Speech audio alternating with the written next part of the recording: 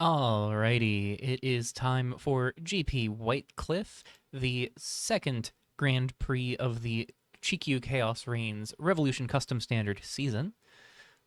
We're in for an interesting deck this time, folks.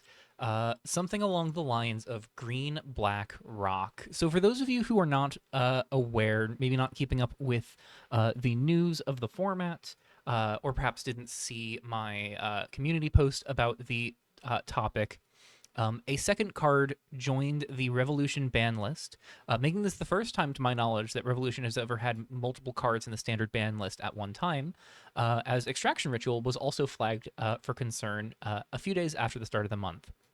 Now, this is a card that I think a lot of people were surprised didn't get hit in the February 1st patch. I know I myself was looking at building a deck around Extraction Ritual, going into the GP at first, but the curators decided that the play patterns of Extraction Ritual, particularly with devoted lackeys and other ways of sort of abusing innate costs here, I think Yeji might have been a factor as well. I can't speak specifically as to why the curators banned it. I'm sure we will likely be getting some insight into all of that sometime around the turn of the month going into March. But in the meantime, you know, speculating on the reasons for this ban aren't going to do us a whole lot of good. What we can talk about is what the format might look like with Extraction Ritual also banned. So a lot of eyes, I think, are towards activated ability aggro. I think it is a very strong list. I think it's a very resilient list. And I think it is going to be the baseline for how I judge where the format's going to be at. I don't think that means everybody's going to be on activated ability aggro. I think, if anything, one of the things we can learn from the last few months is just because a deck seems like it's one of the most powerful decks in the format doesn't mean a lot of people are going to bring it. I anticipate, at time of recording, I believe 30 people or more have registered for the tournament, which is great. I'd love to see this higher quantity of people registering for tournaments. I suspect, and it's very possible, that we will have at least 3 people in the field on activated ability aggro, if not more. And I think comparatively to where we've been at in the past, that's like a pretty reasonable number to go, okay, well, this is a deck people have on their radar, for it to be like 10% of the field. With that in mind, you know, you can either try and play the aggressive decks, you can try and out aggro the aggressive decks and kill them, or you can try and play a slower game and do what you can to outlast the aggressive deck's damage. And my initial inclination was, I'm going to play an aggro deck that kind of stompies over top of my opponent. I wanted to play an aggro mid-range plan. And my initial plan was built around Chittering Gargantua, a 10 mana 4/4 that you might be familiar with if you watched my GP run back in September of last year. 4/4 that costs 2 less for each creature card you exile for each creature you sacrifice and each creature card you exile from your graveyard as you cast it. So, it could potentially be a 2 mana 4/4 if you exile 4 creature cards from your graveyard, or sacrifice 4 creatures, or sacrifice and then exile 2 creatures from play. This can be just like a really solid threat to just kind of beat down your opponent, and it's really favorable for tempo plans as well when backed up by counter magic. But one of the problems is that a lot of our best counter magic right now really wants to stick around on the board rather than getting into the graveyard. Things like Omen of Deception, Agent of Deception. So I started looking at a more creature-heavy stompy deck with things like Scrapyard Mecha and Scuttling Cicada. And one of the places that naturally drew me was towards a Sultai graveyard deck. And we'd seen Sultai graveyard strategies really succeed last month, but that was under a really control-heavy shell built around surface cards, Aqua Crew, and whatnot. And I wanted to go towards the more aggressive side of things. So I was looking at Sporeback Jargah. And that is where this deck began. Was this Sultai Chittering Gargantua Sporeback Jargah stompy deck. And as I kept iterating on it, I kept finding that the blue cards felt like the weakest link in the shell, and I kept moving towards black-green, and then I started moving towards slowing down the game plan a little bit and not being so focused on being breakneck, as opposed and turning my focus to being more interested on being able to keep up in the early to mid game while being able to push a longer game pretty comfortably. So Sporeback Jargah, very similar to Chittering Gargantua, is black and a green for a 5/5 that costs 4 more mana, but you can reduce that mana cost by exiling permanent cards from your graveyard. Chittering Gargantua, Sporeback Jargah both feel very much like delve creatures from canon magic. But Jargah definitely feels like it, where it literally is just delve, but only with permanent cards. So naturally, this fights against the notion of wanting to play a lot of instants and sorceries. You don't really want to play too much of an counterspell, fight on the stack kind of plan. So you really want your permanents to be the basis of your deck. One of the things that I think is really great about Jargah is it is very, very reasonable to try and slam this as like a 2 mana 5/5 on turn 4. I think that's not without its possibilities in this kind of shell.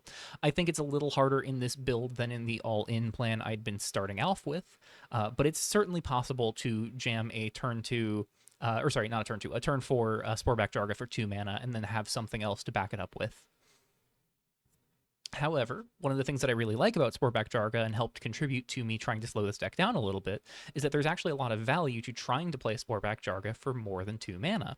The big thing here is that this 5/5 Death Toucher has a death trigger.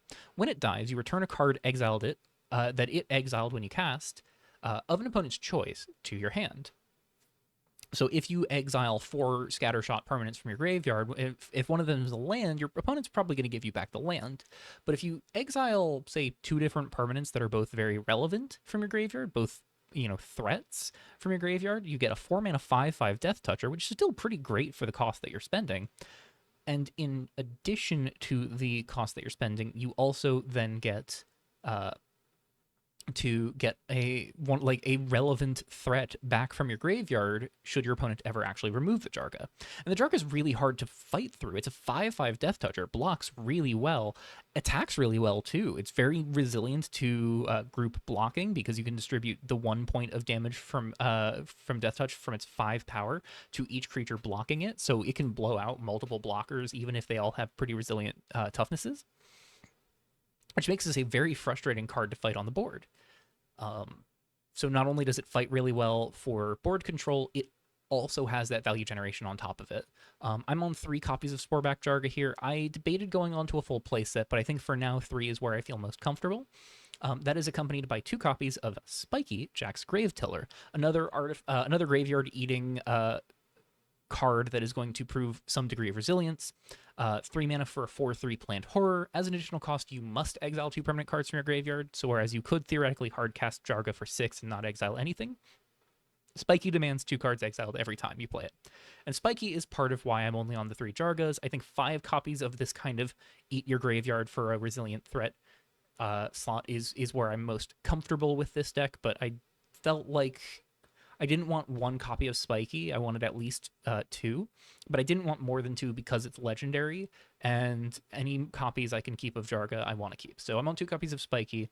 When it deals combat damage to a player, you return a card exiled with it to its owner's hand, and you may cast Spiky from your graveyard. So there's a couple big things that Spiky contributes here. It is going to be really resilient, not in the sense that it is an astonishingly good blocker or attacker.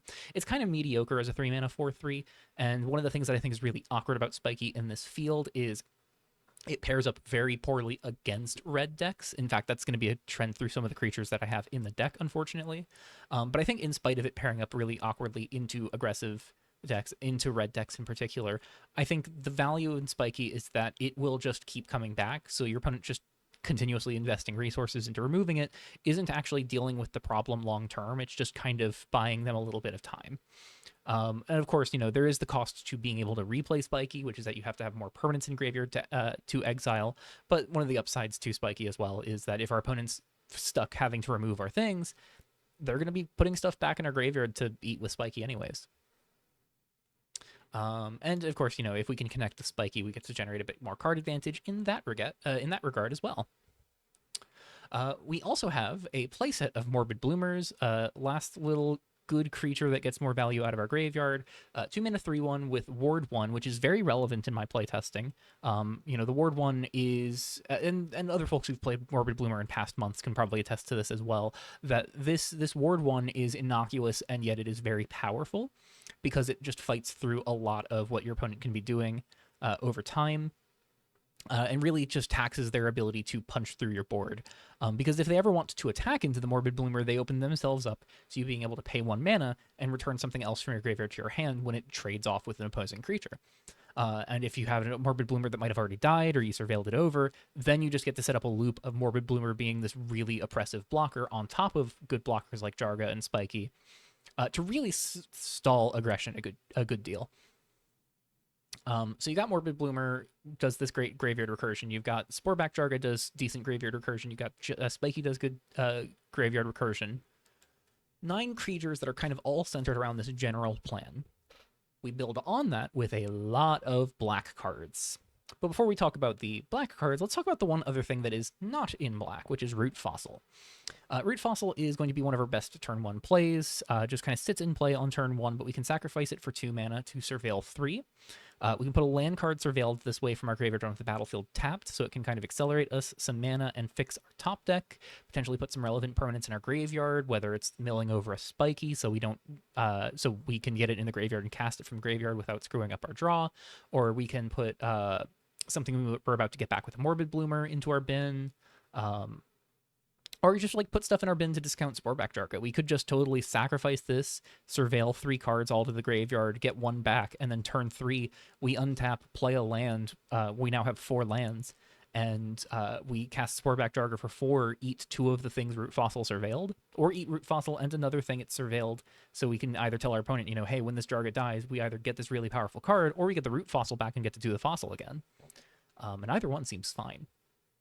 But on top of that, it is going to be able to surface from our graveyard as we get 7 cards in our graveyard for 2 and a green to surface transformed as a 2/4 that has that same surveil 3, put a land surveilled from your graveyard to the battlefield tapped clause on attack. So this gives us a one of our more resilient blockers in terms of toughness. It is one of our more removal resilient creatures. The Magma Flows, Light Vein Arrows, Searing Graces of the world can't really remove a Root Fossil that's transformed. Let's just get the Reborn Lily up here on the screen. This is just kind of a really difficult card to get through, and if we can clear the way for it, 2 damage is not negligible in a game where we're already trying to stall our opponent out and run them out of resources. As far as running our opponent out of resources goes, that's where we start getting into the black cards. So our last creature is 3 copies of Inner Ring's Pupil. This is going to be a 4-mana 3/3. Make our opponent discard a card, or sacrifice a creature, or lose 7 life when it enters or attacks. Now, of course, these do happen in order. We can't make our opponent sacrifice a creature until they have no cards in hand. We can't make them lose 7 life until they have no cards in hand and no creatures. But the deck is built in such a way that we are going to apply a lot of pressure to our opponent's hand, to our opponent's battlefield, and really put them in this awkward position of Inner Ring's Pupil killing them quickly. Add on top of that the resilience we have in our deck between Morbid Bloomer, Spiky, and Sporeback Jargah of being able to get permanents back from our graveyard over time, and the ability to play an Inner Ring's Pupil, maybe attack with it into an awkward board state, and then just pick it back up with one of our different tools that we have available to us to just redeploy an Inner Ring's Pupil is totally feasible, and it just is a card that is going to put our opponents in a bind very reliably. Moving on from creatures, one of the things that we get by playing Sporeback Jargah and not Chittering Gargantua is really getting to move beyond creatures for our suite. Because Jargah is permanents and not creature cards, we have 13 enchantments that we can use, and a lot of them do put themselves in our graveyard. In fact, all of these can be put into our graveyard just by their natural play patterns. Phalanx's Touch is going to enter, make our opponent discard a card and lose 1 life, and then we can pay 2 and sacrifice it to draw a card and lose 1. Going to apply some pressure to our opponent's hand. Also applying pressure to hand is Path of Phoenix, 3-mana Saga that will make our opponent discard 2 cards and mill 2, then they lose 2 life and we gain 2 life, and then if they have 8 or more cards in their graveyard, we can take a card from their graveyard and play it, maybe take a relevant threat, or take a piece of interaction that would be good against them and use it against them, or we can even just take away something that's relevant in their graveyard and remove access to that utility or that resource from them. And so on top of all of that, Path of Phoenix naturally is going to progress through its saga and sacrifice after its third ability, putting itself into the graveyard for anything that cares about all of our permanents in graveyard. We also have 8 enchantments that are removal spell. 8 enchantments that are removal spells. We have 4 copies of Pull of Tizerus, which is going to kind of pick off some of the smaller early things. And thanks to all of our enchantments being black and most of our threats having a black pip in their casting cost, Entering's people having 2, it's very, very easy for Pull of Tizerus to start punching above its weight class a little bit. At which point, this starts to pick off bigger things. However, our primary way of dealing with those bigger things is going to be Omen of Slaughter. Make our opponent sacrifice a creature or planeswalker, and then, of course, we can pay 3 and sacrifice it to scry 2. So that's our very interactive suite of enchantments. We've also got 2 different planeswalkers. We've got Jack Monster Mentor, 2 a black and a green for a 3 loyalty planeswalker. Whenever one or more permanent cards are put into graveyards, each opponent loses 1 life and you gain 1 life. Some very important things here. It's any graveyard, and it is just any permanents all collectively going to a graveyard. So this cares about each individual event that is putting cards into a graveyard rather than caring about each card getting put into a graveyard.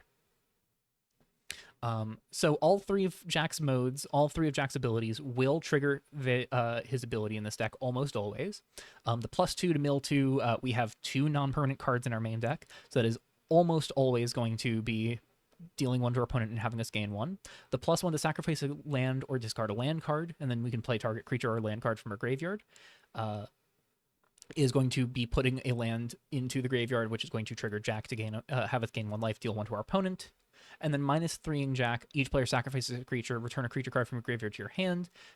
Important to note here, if that is the mode we choose immediately, Jack would die, and he sees himself get put into your graveyard, so that would trigger Jack. And that's also true if someone removes Jack. When he gets put into a graveyard from the battlefield, he sees that a permanent was put into a graveyard, and you will still deal 1, gain 1. But if he survives the ability, and you have a creature in play, or even if your opponent has a creature in play, you still have a creature going to a graveyard to trigger Jack. So all of Jack's abilities are going to have that opponent loses 1, you gain 1 stapled onto it. Beyond that, though, because our deck has so much focus on, graveyard value from our own graveyard, wanting to put stuff in our own graveyard over time, but also make our opponent discard cards, make our opponent sacrifice creatures, destroy our opponent's creatures, that is going to hurt our opponent and pad our life total over time as well.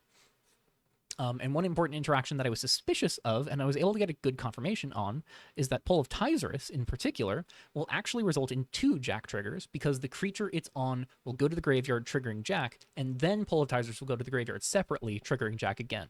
It's not one conjoined state-based action, it's 2 separate state-based actions that occur, and the Pull of Tizerus falling off actually happens after the first Jack trigger.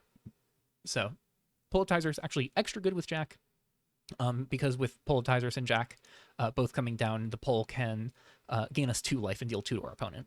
Not super big over any other removal spell, but it is just nice to know that Jack is going to be able to pad our life total more and more the more we interact with our opponent. And even just, cracking fetch lands or our opponent cracking fetch lands, that is going to pick our opponent down over time and pad our life total, which gets particularly relevant when we have, Sporeback Jargah swinging for 5, Spiky swinging for 4, Morbid Bloomer swinging for 3, or Entering's Pupil swinging for 3 and dealing 7 to our opponent if we've run them out of creatures and cards in hand. We also have 2 copies of Czar of the Eternal Cycle. This is really going to help us lock down the board over time. We can +2 this 5 mana 5 loyalty planeswalker to mill 3 cards and gain 3 life. Much like Jack is just sort of there to pad our life total. We can +1 to sort of try and restabilize the board by bringing back lands as 2/2 zombies.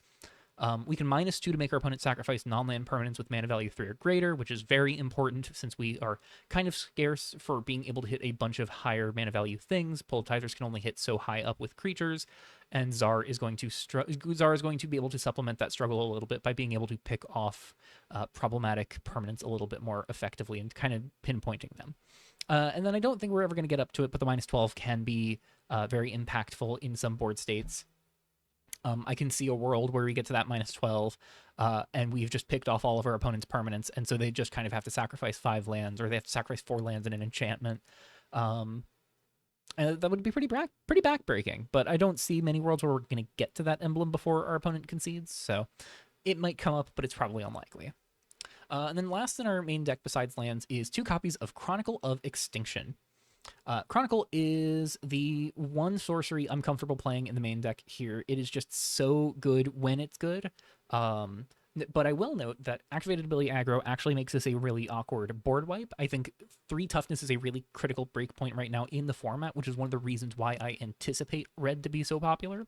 Because Magma Flow picks off so many relevant cards in the format, because Late Vein Arrow, Searing Grace, all of these 3 damage effects do so much. I know people are looking at Coup d'etat as a relevant board wipe, and Chronicle of Extinction, since its change back in November, has no longer has the ability to hit -3/-3, which means it can't wipe as many creatures, can't take down as many important things. However, the Edict mode, making an opponent sacrifice a creature and a planeswalker, is still very relevant. The Mind Rot mode, making our opponent discard 2 cards and then exile their graveyard, still very relevant. Both things we actively care for, actively want, and there are situations where in the main, in game 1, we will still want the -2/-2 effect. And it does help that the only thing in our deck that dies to that -2/-2 effect on the front side is Morbid Bloomer. Our Innerings pupils survive it, Spiky survives it, Sporeback Jargah survives it, the Reborn Lily survives it, so all really good benefits. And then because our deck is built to take the long game, because we have things like Root Fossil helping pad our mana base, and we're on 24 lands, it's very feasible that we get up to 9 mana to flashback Chronicle of Extinction, and it's very likely that doing so will just kind of shut the game out for our opponent, and just kind of put them into a no-win situation, which is ideal. We really want to be running our opponent out of resources. So moving on to that land base, we've got the 24 lands as mentioned. We're on 3 Primal Fissure and 2 copies of Redeveloped Cityscape. Even in a deck that really wants permanents in the graveyard, I was finding I didn't like drawing too many of these fetch lands. It was very feasible thanks to the mill from our Planeswalkers and the Surveil from Root Fossil, that we could just very feasibly wind up with all of our basics either in play or in our graveyard, or even pitched to things like Redeveloped Cityscape.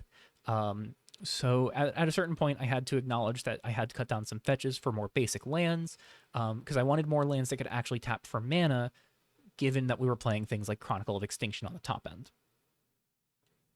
So 2 Cityscape is going to help us get out of the bind of not having enough lands in the opener, whereas Primal Fissure is just going to help us get the lands that we need in the opening turns.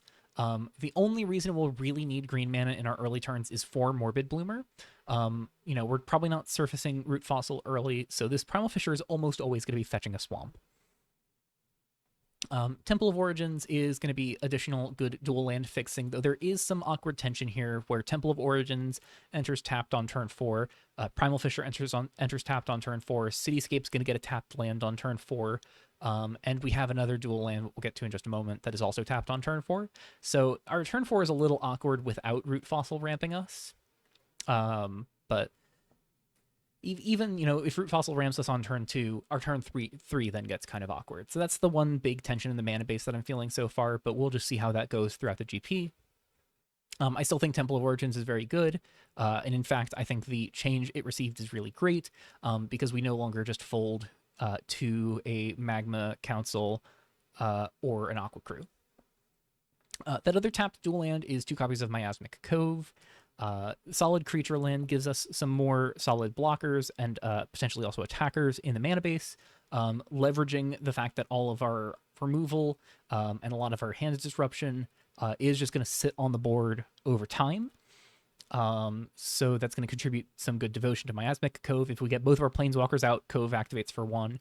But in a much more realistic world, we go turn 1 Phoenix's Touch, turn 2 Ominous Slaughter, turn 3 Second Slaughter, Politizer, and then turn 4 we play Miasmic Cove tapped. From then on, assuming the pull probably leaves the battlefield, Cove still activates for 2, which is great.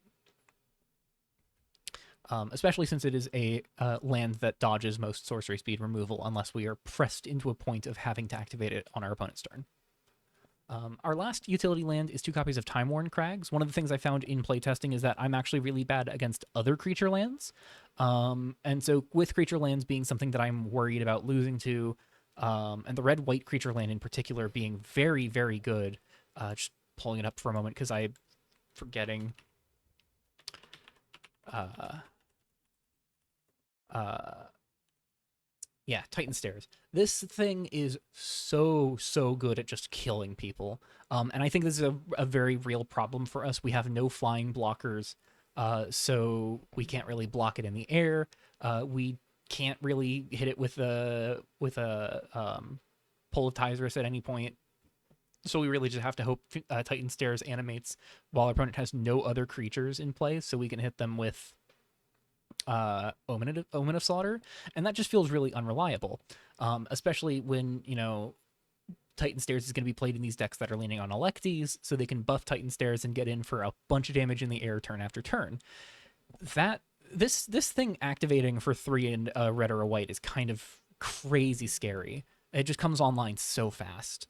It is I think one of the best creature lands because it is just so aggressively bent, and it comes online so early that it just is so oppressive. So Time Worn Crags is my specific. Here's how I deal with Titan Stairs. Here's how I beat this 2/2 flying land, and then also can get to beat other creature lands that people are playing. So I can just kind of pick off utility lands as we go. And one other thing I'll give as a benefit to to Time Worn Crags is it is very good against greedy mana bases, is very good against mana screw from our opponents. If our opponents are ever in a position where they're kind of not finding the right colors, they're finding like maybe only one type of basic, and they're kind of just getting stuck on having to play Temple of Origins as like their one copy of a land that taps for their other color, or they're like getting really mana screwed and they have to Nation Light Vein for their third color. Time Worn Crags can also just kind of leverage our opponent being in this awkward back foot scenario and say, no, you don't get that color of mana. You're going to have to fight to be able to do things, and I'm going to take every single turn that you waste not progressing your board to build up my resources and destroy you. And that's very much what this deck is built to do. So Time Worn Crags gets to do some additional value there, and a nice additional pinch. We can discard a land to Jack on his +1 and play Time Worn Crags from our graveyard as our land for turn, so we can keep picking off our opponent's non-basics. Get a little bit of extra nastiness there. That is all coupled with 7 swamps and 4 forests to round out our mana base and round out our main deck. Moving on into the sideboard, we have 2 more copies of Chronicle of Extinction, as well as 2 copies of Forget Their Names, serving primarily as our graveyard hate, but Chronicle also just being there as extra copies for matchups where it's really amazing. If we run into a deck where I think Chronicle is stellar, we can board in the full playset. Possibly boarding out maybe Czar or boarding out maybe Spiky, really depending on where we're at, what we're seeing. Chronicle, I think, there are going to be matchups where this card can just insta win the matchup, and in that regard, those are going to be matchups where we always want to board it in. So having the playset so we can always draw it, or draw it much more reliably, seems really important. And then Forget Their Names as our other graveyard hate is multifaceted. For starters, being able to just pick off one problematic card for good, as long as we can get one into our opponent's graveyard, seems very strong, especially when we have Time Worn Crags to pick off problematic non-basic lands, and we have all of this hand attack to pick things out of our opponent's hand, and all of this removal to take things that are scary off the board. Being able to capitalize on all of that with Forget Their Name seems really good. Being able to do it a second time with the flashback is even better. Especially since we can just surveil it over with the root fossil if we absolutely have to. But there's also 2 other reasons why this is our other graveyard hate piece of choice. The first reason is because of Relentless Bats. Relentless Bats has proven to be a very real archetype. I know a lot of people are looking at Relentless Bats as being their service aggro plan. And with that in mind, I think being able to forget their names, a Relentless Bats, and put our opponent to 17 less cards in their deck, and just gain 17 life is so crazy. The potential there is just astonishing. But beyond Forget Their Names, being able to do that, the other reason is because I wanted to not play Soul Guide Lantern. And that is actually a little complicated. The easy way to explain it is that Soul Guide Lantern is one of those cards where I felt I wanted my sideboard pieces to be things that are multifaceted and have an assorted number of use cases. And Soul Guide Lantern really only comes in when my opponent's graveyard needs to go. And that's fine. That's perfectly understandable. Sometimes you just need a hard removal, say no to the graveyard situation kind of card. But I feel in this particular deck that Soul Guide Lantern doesn't really serve it in the way that I would want it to. It is a permanent, which is very important. Our graveyard hate is all sorcery based rather than permanents. And Soul Guide Lantern can remove a graveyard at instant speed, which is very nice. But in situations where we're not urgent to remove our opponent's graveyard right away, it kind of just sits there and does nothing. We can sacrifice it, of course, to hit our opponent's graveyard or draw a card and get a permanent in our graveyard for Jargah, for Spiky. But I feel like I would much rather dedicate those slots towards something that actually meaningfully develops our board state. Or otherwise puts our opponent on enough a resource deficit as to benefit us, which is why we're on the extra copies of Chronicle of Extinction to, we can pick apart our opponent's hands while exiling their graveyard, or we can forget their names and pick out the thing we don't want in their graveyard immediately, just to sort of remove that resource from them, and take that card out of our opponent's hand in the process.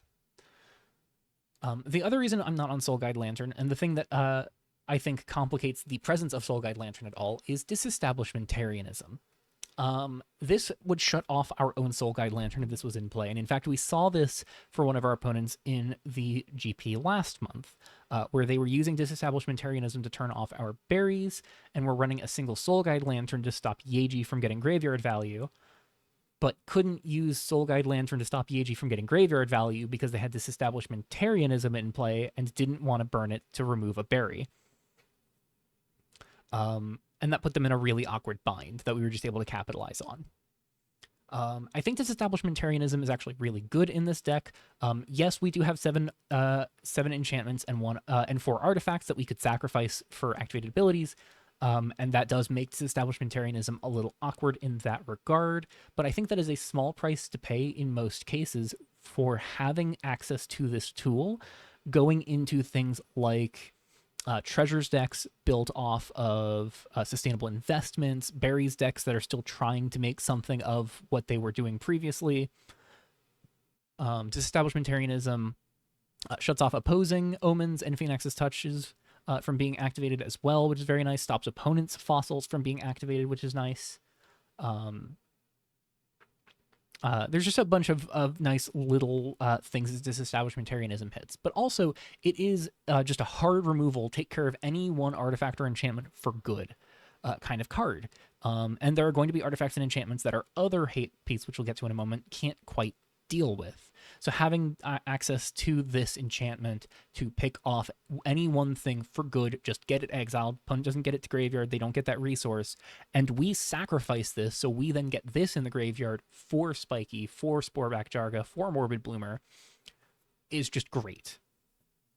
The other way that we have of removing artifacts and enchantments, and the reason why having a pinpoint blow up anything no matter what it is answer is so important, is because Hungry Blob is how we deal with any small artifacts and enchantments.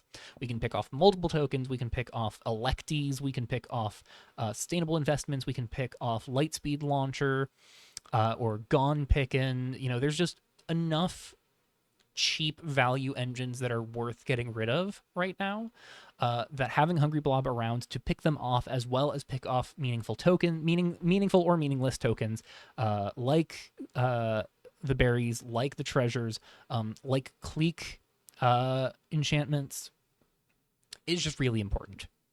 One of the big weak spots with Hungry Blob is not only can it not hit things above 3 mana value, Destroy also doesn't really deal with indestructible permanents, so we couldn't really deal with a god like a Farah, or I know Keranos is starting to float around a little bit in like blue-red Lightspeed Launcher burn decks. That's another thing that disestablishmentarianism gets to cover Hungry Blob on. So these two cards get to really cover a lot of shared territory, and together they really do get to help us in matchups where we just need to be able to deal with artifacts and enchantments. And then finally, we have 5 sideboard slots dedicated to aggro. We have Hardy Rough Rider as a 2-of. This is going to be just a 3-mana 3/3, gains us a bit of life. When it enters, if we have another creature in play and it dies, we get to gain more life. A little awkward that its leaves trigger does not gain us any life if it is our only creature and it dies. Also awkward because if we ever wander it as our only creature in play, that is only ever gaining us 3 life despite us having a leave and enter trigger.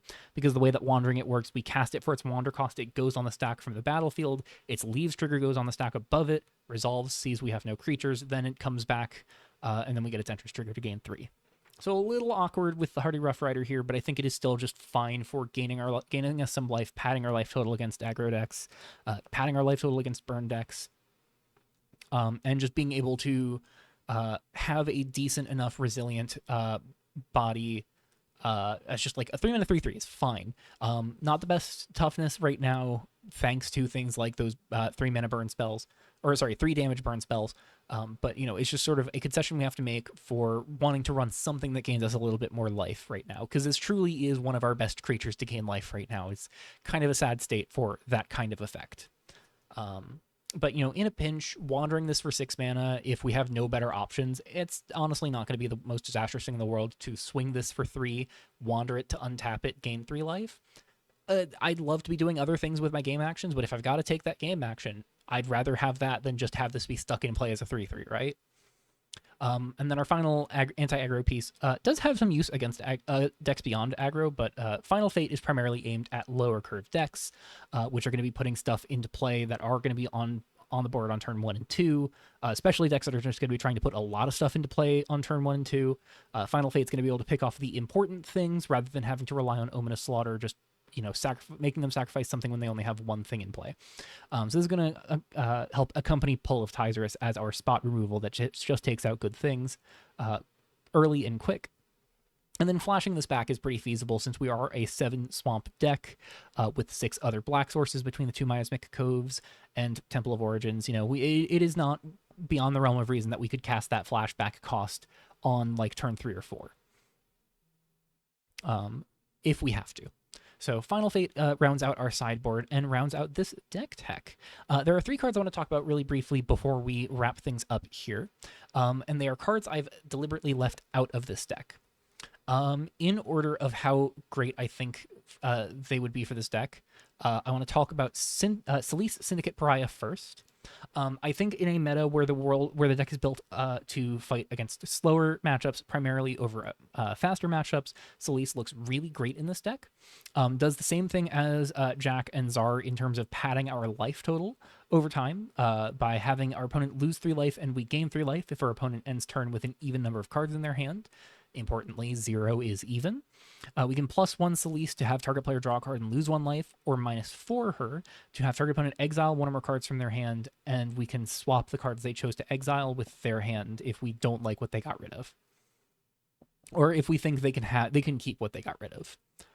So Salice is just a very solid, hands disruptive piece that pads our life total, provides some card draw, and does have that -4. We can just cash her in immediately for it.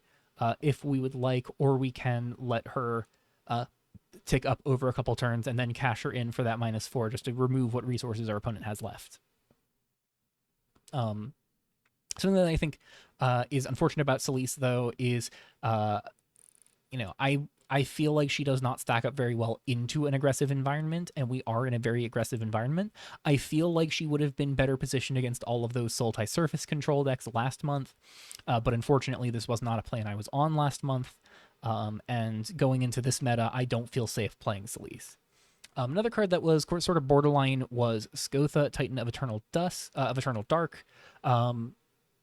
Perfectly fine. 6-mana 6/6 top end creature, enters or attacks you, untap all of your lands and make target player discard a card. So it does sort of the same thing as a lot of our other threats, which is pick apart our opponent's resources over time, helps progress Inner Ring's Pupil, helps with Path of Phoenix, helps with Phoenix's Touch, and of course we can play Skotha and then follow something up after Skotha, so it's not even like we're just playing out a 6/6 and just crossing our fingers that that's enough. And then if Skotha ends up in our graveyard, we can pay 4 mana, return Skotha from the graveyard to the battlefield, and then put her on the bottom of our library as a sorcery. I like a lot about Skotha, but I think the thing that ultimately killed Skotha for me for this particular build of the deck is that Skotha, number one, wants to stay in your graveyard so you can pay the mana and do that, like untap your lands, make opponent discard a card, put them on the bottom of your library plan. So that naturally does conflict with Spiky and Sporeback Jargah a little bit. But beyond even just conflicting with Spiky and Sporeback Jargah, I wanted my things that can creep out of the graveyard to stick around for the time you spend to invest into getting them back from the graveyard. I want my Spiky to be able to come back out of the graveyard and stick in play. I want Root Fossil to be surfaced and come back and stay in play as a Reborn Lily. I think the value of spending mana to get stuff out of the bin and being able to get stuff out of the bin and have them stay is really, really critical to part of the plan. And so ultimately, Skotha kind of just like going off to the bottom of the library from the activated ability from graveyard was what took me off of wanting to play her in this particular build, though I could absolutely see a world where that was incorrect for doing so. The last card, and probably least for this particular build, is Barbarous Rough Rider.